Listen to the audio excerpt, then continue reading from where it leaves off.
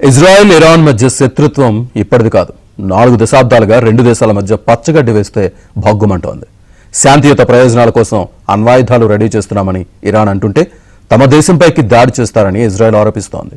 దీంతో టెహ్రాన్పై Tel Aviv వరుస దాడులు చేస్తోంది.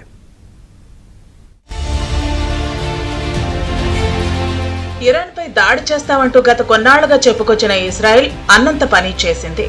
శుక్రవారం ఇరాన్లోని అనుమానాస్పద అణు కేంద్రాలు, శాస్త్రవేత్తలే లక్ష్యంగా మెరుపు దాడులు చేసింది. ఐఆర్జీసీ అధిపతి major general Hussein Salami, nuclear scientist doctor Fereydoun Abbasi, Shahid Beheshti విశ్వవిద్యాలయంలో nuclear engineering faculty dean doctor Abdul Hamid Minouchehr తదితర ప్రముఖులను మట్టుపెట్టింది. అసలు ఈ రెండు దేశాలకు ఎందుకీ శత్రుత్వం? ఎప్పటి నుంచి ఇది నడుస్తోందని చర్చ ఇప్పుడు మొదలైంది.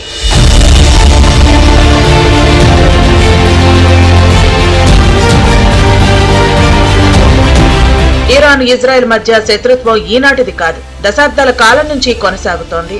1979లో ఇస్లామిక్ విప్లవం తర్వాత అమెరికా, ఇజ్రాయెల్ దేశాలను ఇరాన్ ప్రధాన శత్రువులుగా గుర్తించింది. ఆ తర్వాతి కాలంలోనూ ఆ శత్రుత్వం కొనసాగింది. టెహ్రాన్ అణ్వాయుధాలను ఉత్పత్తి చేస్తోందని ఇజ్రాయెల్ గత 20 ఏళ్లుగా ఆరోపిస్తూనే ఉంది. అయితే శాంతియుత ప్రయోజనాల కోసమే అణు కార్యక్రమం చేపడుతున్నట్లు ఇరాన్ చెప్పుకొస్తోంది. మరోవైపు ఐక్యరాజ్య సమితికి చెందిన ఇంటర్నేషనల్ అటామిక్ ఎనర్జీ ఏజెన్సీ మాత్రం ఇరాన్ దగ్గర అణ్వాయుధాల ఉత్పత్తికి తగినంత యురేనియం నిల్వలు ఉన్నట్లు గతంలోనే హెచ్చరించింది. 2003 వరకు ఆ దేశం వ్యవస్థీకృత అణ్వాయుధ కార్యక్రమాన్ని నిర్వహించినట్లు ఐఏఈఏతో పాటు పలు దేశాలు చెప్పాయి. కానీ ఇరాన్ మాత్రం అలాంటిదేమీ లేదని చెబుతూనే అణ్వాయుధాల తయారీకి అవసరమైన యురేనియం నిల్వలను అభివృద్ధి చేసుకుంటోంది. ఈ నేపథ్యంలోనే ఆ దేశం నుంచి ముప్పు పొంచి ఉందని గ్రహించిన ఇజ్రాయెల్ అణు కేంద్రాలే లక్ష్యంగా దాడులకు దిగింది.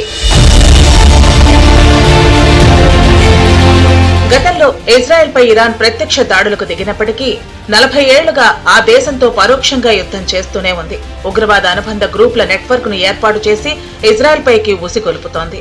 గాజాలో హమాస్, లెబనాన్లో హెజ్బొల్లా, యెమెన్లో హుతీలు, ఇరాక్, సిరియాలో మిలీషియా సంస్థలు ఆ కోవకు చెందినవే.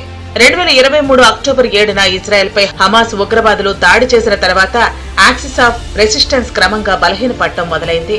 హమాస్ ఉగ్రవాదుల నిర్మూలనే లక్ష్యంగా ఇజ్రాయెల్ యుద్ధం ప్రకటించి వారి స్థావరాలను నేలమట్టం చేసింది. వారికి మద్దతుగా లెబనాన్ నుంచి హెజ్బొల్లా దాడులకు పాల్పడగా వారి మౌలిక వసతులను సైతం ఇజ్రాయెల్ దెబ్బతీసింది. ఈ తరహా చర్యలతో ఇరాన్ ఉగ్ర నెట్వర్క్ బలహీనపడింది. మరోవైపు అణు కార్యక్రమానికి సంబంధించి అమెరికా చేస్తున్న ప్రతిపాదనలను ఇరాన్ పదే పదే తిరస్కరించడం ఇజ్రాయెల్ కు బాగా కలిసొచ్చింది. అణ్వాయుధాలు తయారు చేస్తున్న ఇరాన్ తమ దేశంపై ప్రయోగిస్తుందన్న భయంతో ముందుగానే ఆయా కేంద్రాలను నేలమట్టం చేయాలని నిర్ణయించి దాడులకు దిగింది. మరోవైపు ఇరాన్ కూడా ప్రతిదాడులు ప్రారంభించింది. Our fight is not with you. Our fight is with the brutal dictatorship that has oppressed you for 46 years. I believe that the day of your liberation is near.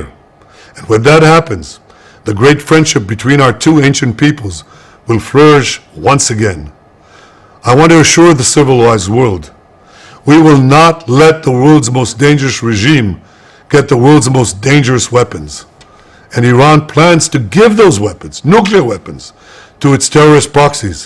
That would make the nightmare of nuclear terrorism all too real.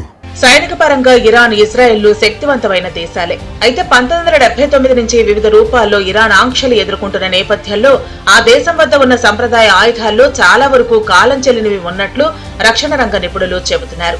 1979 Islamic విప్లవానికి ముందు America, Soviet union అందించినవి, ఇటీవల Russia నుంచి వచ్చినవి Iran వద్ద ఉన్నాయి. వీటితో పాటు ఆ దేశ వైమానిక దళంలో సుమారు 350 పాత యుద్ధ విమానాలతో పాటు సాయుధ డ్రోన్లకు సంబంధించి ఇరాన్ ప్రధాన ఉత్పత్తిదారుగా ఉంది. ఇక ఇజ్రాయెల్ వద్ద అధునాతన ఆయుధ సంపత్తి ఉంది. 2024 అక్టోబర్లో ఇరాన్ చేపట్టిన క్షిపణి దాడి ఇజ్రాయెల్ కు పరిమిత నష్టం మాత్రమే కలిగించింది.